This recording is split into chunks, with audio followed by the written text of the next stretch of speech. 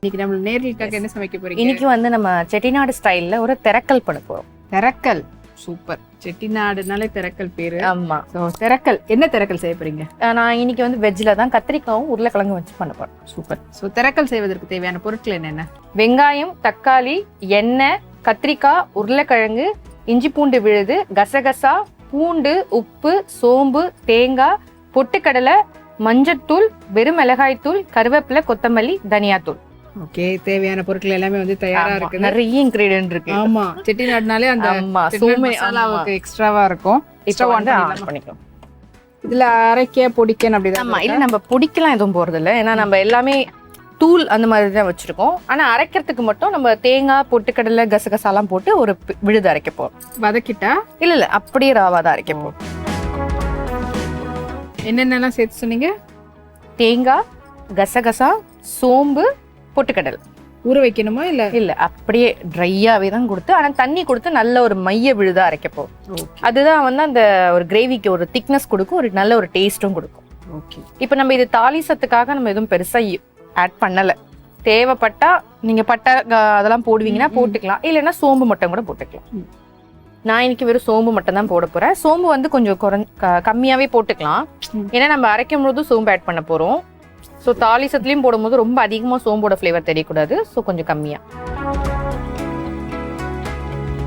இதுக்கு வந்து நம்ம ரீஃபண்ட் ஆயில் தான் யூஸ் பண்ணுறோம். எனக்கு நல்லெண்ணெய் யூஸ் பண்ணால் எப்படி நல்லா இருக்கும் அப்படின்னாலும் நல்லெண்ணெய் யூஸ் பண்ணிக்கலாம், இல்லை கடலைனாலே வந்து நல்லெண்ணெய். ஆமாம், நல்லெண்ணெய் யூஸ் பண்ணுவாங்க. இது எண்ணெய் லைட்டாக வார்ம் ஆனதும் இதில் வந்து நம்ம வந்து சோம்பு போட்டு தாளிசம் பண்ணிக்கலாம். ஓகே. சட்டின்றதுனால கொஞ்சம் ஸ்டார்டிங் மட்டும் டைம் எடுக்கும், அதுக்கப்புறம் இது வரும். ஸோ ஓகே, நீங்கள் சொன்னதெல்லாம் கொஞ்சம் கையில் அப்படியே எடுத்துடுங்க.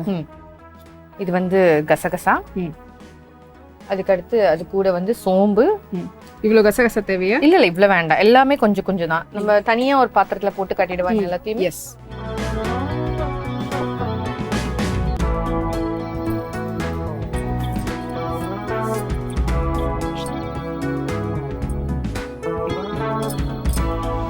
இதுல வந்து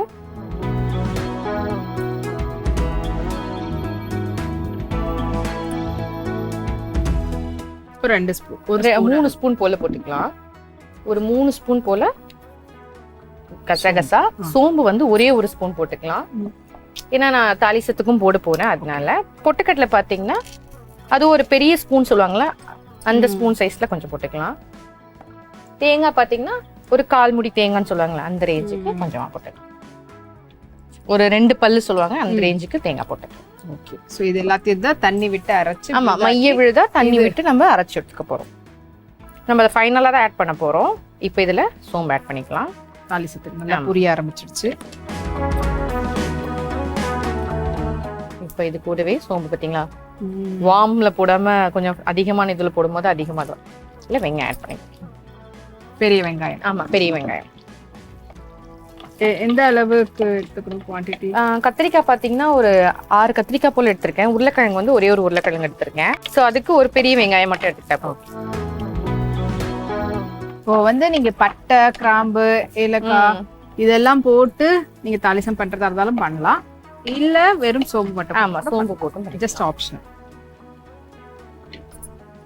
இல்ல வந்து கொஞ்சமா உப்பு போட்டு.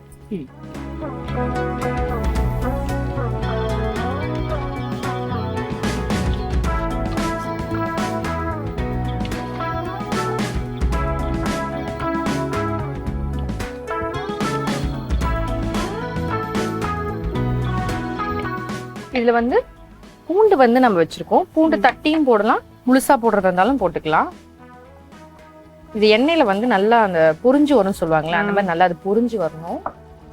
இல்ல நான் பூண்டு போடல, இஞ்சி பூண்டு விழுது போட்டுக்கிறனாலும் போட்டுக்கலாம். ஆனா நீங்க பூண்டு கொஞ்சமாவும் இஞ்சி பூண்டு விழுது கொஞ்சமாவும் போட்டுட்டா இன்னும் நல்ல ஒரு டேஸ்ட் போடும்.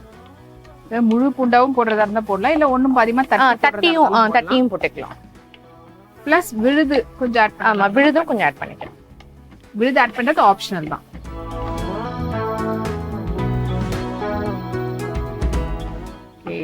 அந்த சோம்பு, இஞ்சி பூண்டு விழுது இதெல்லாம் போடும்போது ஆட்டோமேட்டிக்கா அதுக்கு ஒரு நான்வெஜ் ஃபிளேவர் வந்து கொடுக்க ஆரம்பிச்சிடும்.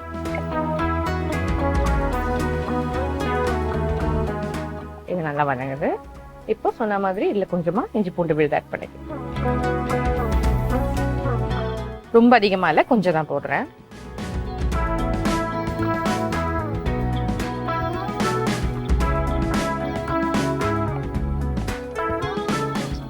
தக்காளி இந்த ஸ்டேஜ்ல போடணும். தக்காளி அடுத்தடுத்து அது உண்மை ஒன்னாவே போட்டுக்கலாம், ரொம்ப வதங்கணும் அப்படின்லாம் இல்லை. மோஸ்ட்லி வந்து இதுக்கு கத்திரிக்காய் வந்து இந்த நீல கலர்ல சொல்லுவாங்களா, ஊதா கலர்ல அந்த மாதிரி இருக்க கத்திரிக்காய் எடுத்துக்கிறது நல்லது.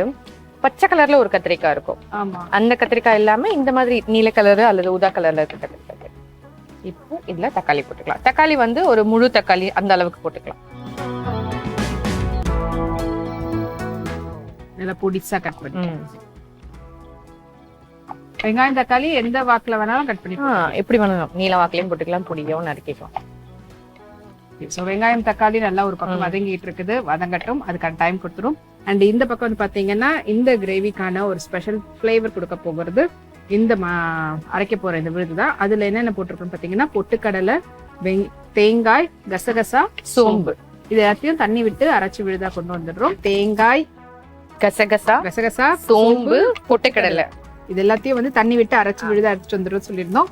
சோ இப்போ வந்து அரைச்சு விழுதா இங்க வந்து வெங்காயம் தக்காளி அந்த பூண்டு இஞ்சி பூண்டு பேஸ்ட்லாம் நல்லா வதங்கிடுச்சு. இப்போ வந்து நம்ம காய்கறிகளை ஆட் பண்ணிக்கலாம். ஓகே, கத்திரிக்காய் வந்து தண்ணியில போட்டு வச்சிருக்கோம் கட் பண்ணி, அந்த கலர் சேஞ்ச் ஆகாம இருக்கிறதுக்காக. ஸோ அதை ஆட் பண்ணிக்கலாம். அதே மாதிரி உருளைக்கிழங்கு வச்சிருக்கோம், அதையும் ஆட் பண்ணிக்கலாம். எவ்வளவு கத்திரிக்காய் எவ்வளவு உருளைக்கிழங்கு? நான் ஃபர்ஸ்ட் சொன்னேன்ல 5 கத்திரிக்காய் போல எடுத்திருக்கோம், அதை பொடியா இருக்கோம். ஒரே ஒரு உருளைக்கிழங்கு மட்டும் எடுத்துக்கோம். இதையும் வந்து இது கூடவே நல்லா வந்து பரட்டிக்கலாம்.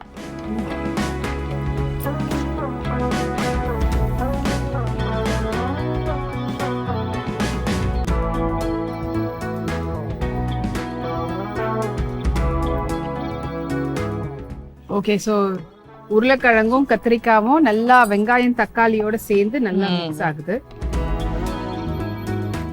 இது திரக்கல் வந்து ஆக்சுவலா பாத்தீங்கன்னா செட்டிநாடு ஸ்டைல்ல எப்பவுமே இட்லி தோசை ஆப்பம் அந்த மாதிரி விஷயத்துக்குலாம் வந்து ரெகுலரா சாம்பார் சட்னி அந்த மாதிரி யூஸ் பண்ணாம திரக்கல் வந்து அதிகமா யூஸ் பண்ணுவாங்க. இன்னொன்னு கும்பகோணம் ஸ்டைல்லாம் போனீங்கன்னா அங்க கடப்பா யூஸ் பண்ணுவாங்க.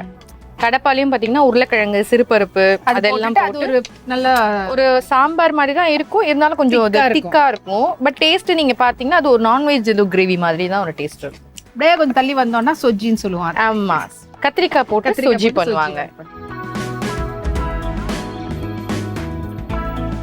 இது இப்ப நல்லா அந்த வெங்காயம் தக்காளி ஆயிலோட நல்லா மிக்ஸ் ஆயிடுச்சு.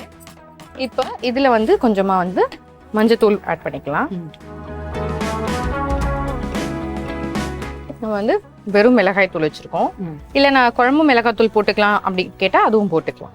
குழம்பு மிளகாய் தூள் போடும்போது வெறும் மிளகாய் தூளையும் தனியா தூளையும் நம்ம அவாய்ட் பண்ணிடலாம். நம்ம டைரக்டா வந்து ஸ்ட்ரெயிட்டா அதை மட்டும் போட்டுக்கலாம். ஏன்னா நம்ம அதுலயே எல்லாமே மிக்ஸ் பண்ணிருப்போம். இது 1 ஸ்பூன் போல வெறும் மிளகாய் தூள் போட்ட 2 ஸ்பூன் போல தனியா தூள் போட்டுருக்கோம். குழம்பு மிளகாய் தூள் போட்டீங்கன்னா அதுக்கேத்த மாதிரி நீங்க தனியா இல்ல தனியா தூளும் மிளகு தூளுமே வேண்டாம். மிளகாய் தூளும் தனியா தூளும் அவாய்ட் பண்ணிட்டு கூட வீட்டுல இருக்க குழம்பு மிளகாய் தூளை போட்டுக்கலாம்.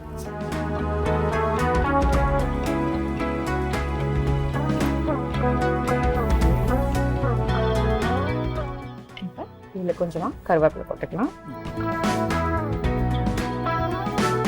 கொஞ்சம் கொத்தமல்லி போட்டுக்கலாம்.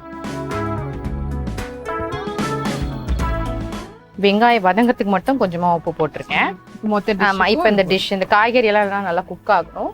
சோ அது எல்லாத்துக்கும் சேர்த்து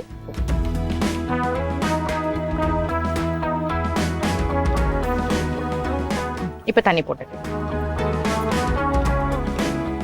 கத்திரிக்காய் ஆமா போடலாம். கத்திரிக்காய், உருளைக்கிழங்கு இது எல்லாமே ரொம்ப சாஃப்டா வேகக்கூடியதுதான்.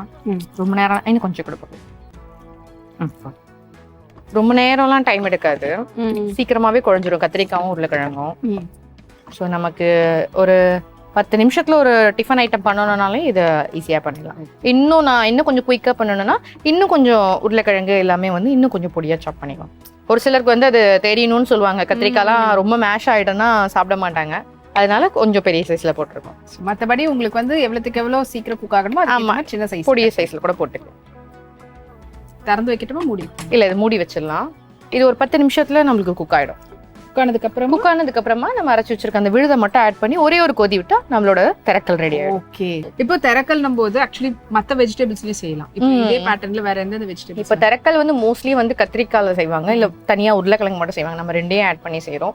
அது இல்லாம நீங்க செய்யறதா பீன்ஸ், கேரட் அந்த மாதிரி சில விஷயங்கள்ல ஆட் பண்ணி செய்யறோம். ஓகே. சோ இப்போ வந்து இன்னும் கொஞ்சம் டைம் கொடுத்துருவோம், காய் வந்து குக் ஆகட்டும். ஓகே, நல்லா கப்ப கப்ப கப்பன்னு கொதிச்சிட்டு இருக்குது.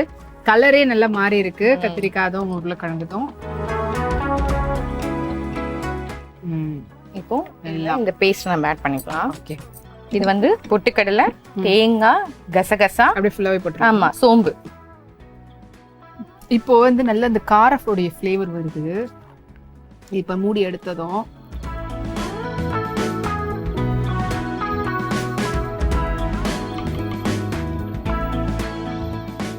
இப்ப அந்த கார ஃப்ளேவர் அப்படியே இது அடங்கிடும்.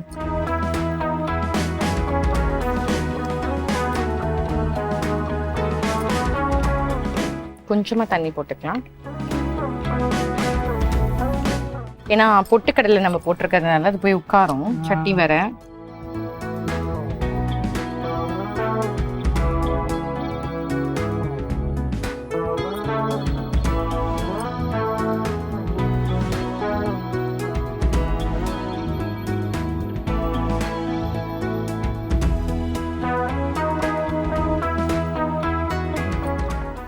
இதுல அந்த பொட்டுக்கடலையும் தேங்காயும் சோம்பு இதெல்லாம் இருக்கிறதுனால திக்காகிறது ஒண்ணு. ஆல்மோஸ்ட் அந்த டேஸ்ட் பாத்தீங்கன்னா இது ஒரு சட்னி, ஒரு ஃபிளேவர் டேஸ்ட்ன்ற மாதிரி வரும். அதே நேரம் கத்திரிக்காய் இருக்குது, அது ஒரு டேஸ்ட். ஸோ எல்லா டேஸ்ட்டும் கலந்துருக்கும். இது இப்போ திறந்துருக்கட்டுமா முடியல? இல்ல இது இப்போ ஓப்பன்லயே இருக்கட்டும். இப்போ கொஞ்சமா கொத்தமல்லி மட்டும் தூவிடலாம். சும்மா லைட்டா கொஞ்சம் கொஞ்சம் அங்க பபிள்ஸ் வரல, அதை நம்ம ஆஃப் பண்ணிடலாம். ஓகே. இப்போ கொதி வந்துருச்சுன்னா ஆஃப் பண்ணிடலாம். ஆமா, இப்போ ஆல்மோஸ்ட் ரெடி. மொத்த டிஷ்ஷுக்கும் உப்பு போட்டாச்சு, எல்லாத்துக்கும் சேர்த்து உப்பு போட்டாச்சு. ஓகே. ஸோ இப்போ நம்மளுடைய திரக்கல் வந்து கொதி வந்ததும் இறக்க வேண்டியது தான். மற்றபடி நீங்கள் ஃபஸ்ட்டே காயெல்லாம் வேக வச்சு, ஏன்னா ஃபஸ்ட்டே நம்ம வந்து மசாலா போட்டதுமே அது தண்ணி விட்டு அதோட சேர்த்து காயை வந்து நல்லா கொதிக்க விட்டு வெந்ததுக்கு அப்புறமா தான் கடைசியாக தான் அந்த அரைச்ச தேங்காய், கசகசா, சோம்பு, பொட்டுக்கடலை பேஸ்ட்டை வந்து போட்டு அதோட சேர்ந்து ஒரு கொதி வந்ததும் ஆஃப் பண்ணிட வேண்டியது தான். ஸோ அதுக்கப்புறமா நல்லா கொதிக்கணும் அப்படின்ட்டு இல்லை, அந்த கொதி வருதுன்னா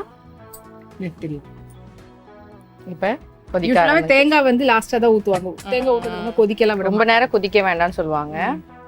சோ இப்ப பாத்தீங்கன்னா இந்த பபிள்ஸ் வர ஆரம்பிச்சிருச்சு. நம்ம இத பொட்டுக்கடலை போட்டிருக்கிறதுனால பொட்டுக்கடலை நல்லா ஒரு கெட்டித்தன்மை கொடுக்கும். சோ அதனால அது ரொம்ப நேரம் கொதிக்கணும்னு அவசியம். இப்ப நம்ம இதை ஆஃப் பண்ணிடுவோம். ஓகே. இந்த பொங்கி வருது அப்படின்னும் போது நம்ம ஆஃப் பண்ணுவோம். ஒரு கரண்டி. ஒரு நான்வெஜ் ஃப்ளேவர்.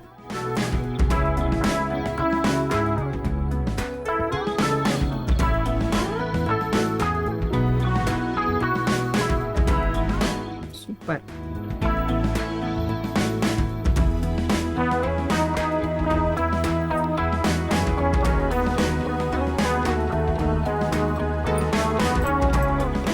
சுட சுட செட்டிநாடு ஸ்பெஷல் கத்திரிக்காய் உருளைக்கிழங்கு திரக்கல் வந்து ரெடியா இருக்குது.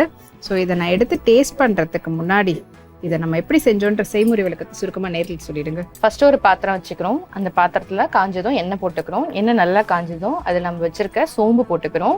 சோம்பு பொரிஞ்சதும் வெங்காயம் போடுறோம். வெங்காயம் வதங்கும் போது முழு பூண்டு போடுறோம்.